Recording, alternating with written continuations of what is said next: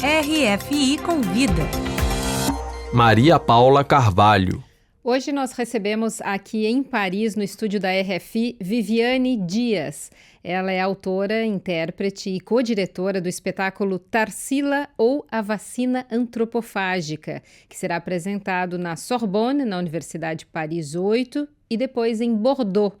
A peça, inspirada no modernismo brasileiro e no manifesto antropófago, é uma espécie de antídoto contra o conservadorismo, por meio de um diálogo entre Tarsila do Amaral, pintora e figura icônica do modernismo brasileiro, e a própria atriz. O texto questiona o papel da arte na construção do futuro e de novos imaginários.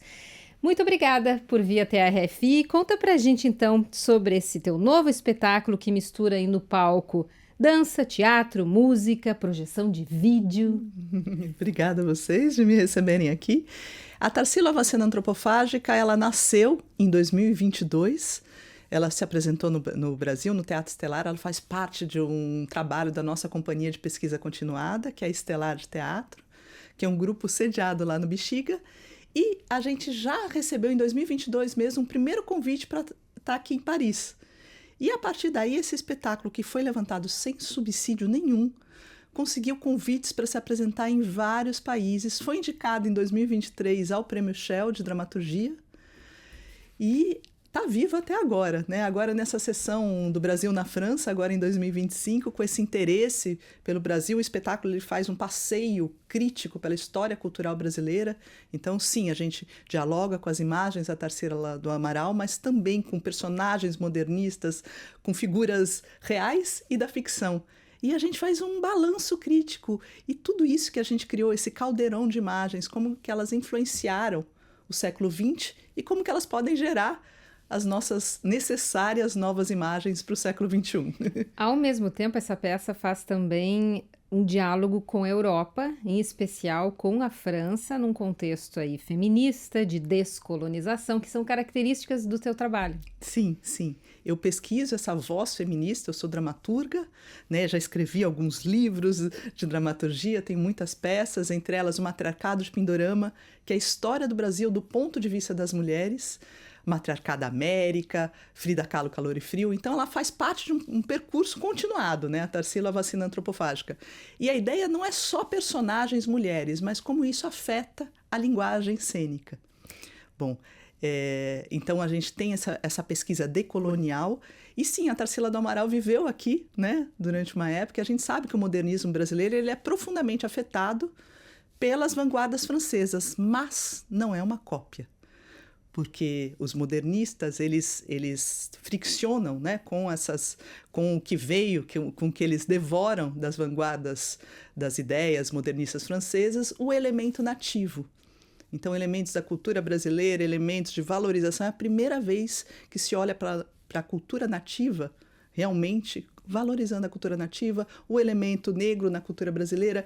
Então, é a primeira vez que você tem essa grande valorização, né, de toda a nossa herança cultural. Essa peça entra em cartaz na sequência de uma exposição chamada Tarsila do Amaral, Pintar o Brasil Moderno, que foi a primeira retrospectiva da artista brasileira aqui na capital francesa, que ficou em cartaz durante 4 meses no Museu do Luxemburgo, com um sucesso de público extraordinário. Você acredita que isso pode aumentar o interesse agora pela peça? Eu acredito que sim. Eu espero que as pessoas queiram ver, queiram assistir, queiram conhecer um pouco mais essa história do modernismo brasileiro. Eu sempre falo, eu acredito, por exemplo, o Manifesto Antropófago, ele antecipa coisas que vão aparecer no pensamento europeu uns 50 anos depois. Ele faz uma relação fantástica entre colonização, capitalismo, patriarcado, falta de imaginação, questões econômicas. Ele relaciona de uma maneira muito sintética, muito provocativa, grandes questões que a gente vive ainda hoje e grandes questões relacionadas à necessidade de tantos países de rever, né, a sua cultura e das suas estratégias decoloniais. Então eu espero sim que possa trazer muito interesse também pela arte, pela produção que se faz no Brasil. Você tem um outro projeto que também faz relação com a França, que vai estrear em maio, que se chama Sequana, La Voix des Eaux, uma peça que propõe um diálogo aí entre os rios Sena e o rio Tietê em São Paulo. Conta sobre esse próximo projeto que a gente vai ter aqui. Sim, esse projeto eu estou desenvolvendo há 9 meses. Eu fui trazida para cá pelo Instituto Francês para morar na Cité Internationale des Arts, que é na frente do Sena. Então eu converso com o Sena, eu busco ouvir, né, essa voz das águas, e estou escrevendo, juntando a pesquisa de dramaturgia feminista. Uma ideia que eu sempre tenho nos meus trabalhos é essa aliança entre agências humanas e não humanas, para a gente ir um pouco além das imagens antropocenas, essas imagens que se fixam demais no homem como a medida de todas as coisas. Então, na Sequana La Voix des Eaux, eu estou criando esse diálogo entre o Sena e o Tietê, duas realidades muito distintas, mas dois rios que buscam falar a voz das águas e inspirar para novas imagens. Entre elas, uma declaração de direitos dos rios. Então, é uma peça que vai misturar texto poético, voz feminista, também música, também dança e também uma questão política forte dessa necessidade que a gente tem de olhar para a natureza e de buscar novas maneiras de conviver, né, nesse planeta. Você dá voz a Sequana, que eu acho que muita gente nem sabe, que é a deusa mítica do rio Sena, né, que vai se expressar, então, nesse teu espetáculo. E é curioso porque os franceses estão num momento de reapropriação do rio Sena, né, com os Jogos Olímpicos. Teve todo um projeto de despoluição, as pessoas sonham em poder tomar banho no rio Sena.